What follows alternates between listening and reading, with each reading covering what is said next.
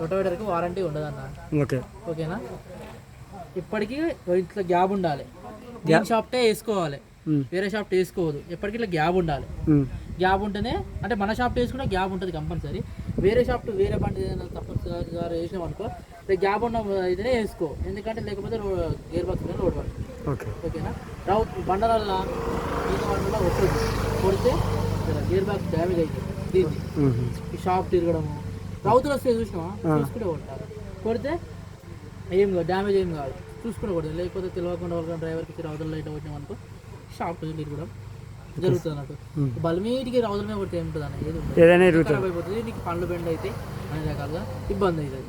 పల్టు road కాబట్టి compulsory medium maintain చేయాలి. సరే నాన్న. ఆయిల్ చేంజ్ కూడా టైం టు టైం వేయించుకోవాలి. ఇల్లు ఉంటుంది.